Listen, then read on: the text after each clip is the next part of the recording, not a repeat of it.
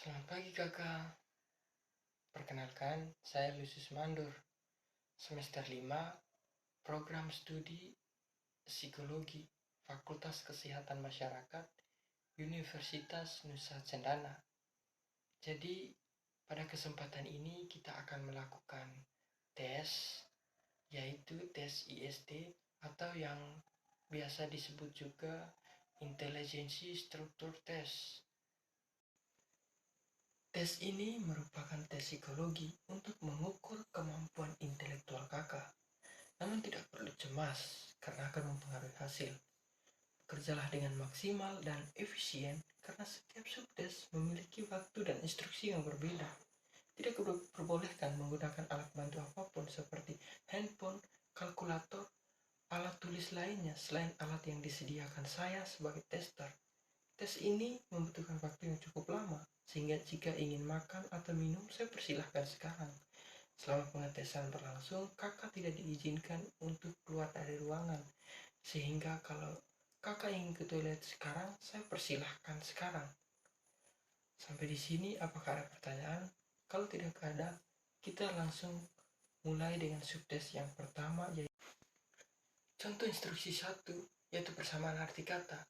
Lawannya harapan ialah A. Duka, B. Putus asa, C. Sengsara, D. Cinta, E. Benci. Maka jawabannya adalah lawannya putus asa adalah lawannya harapan adalah putus asa. Maka kita harus mencoret huruf B. Contoh instruksi kedua, A. Duduk, B. Berbaring, C. Berdiri, D. Berjalan, E. Berjongkok. Pada jawaban A, B, C, dan E, orang berada pada keadaan tidak bergerak, sedangkan pada jawaban D, orang dalam keadaan bergerak. Maka jawaban yang benar adalah berjalan. Maka kita harus mencoret huruf D. Contoh instruksi ketiga, gelap sama dengan terang. Maka basah sama dengan A. Hujan, B. Hari, C. Lembab, D. Angin, E. Kering. Maka jawabannya adalah E. Kering, karena lawan dari gelap adalah terang. Maka kita harus maka lawan dari basah adalah kering. Maka kita harus mencoret huruf D. Contoh instruksi keempat, gaun dan celana merupakan kedua-duanya adalah pakaian. Maka pada lembar jawaban kita harus menulis pakaian karena kedua-duanya antara gaun dan celana adalah pakaian. Contoh instruksi kelima, dengan sepeda Husin dapat mencapai 15 km per jam.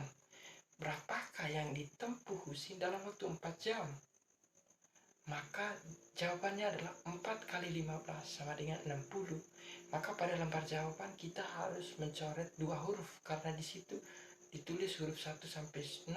Maka kita harus mencoret huruf 6 dan 0.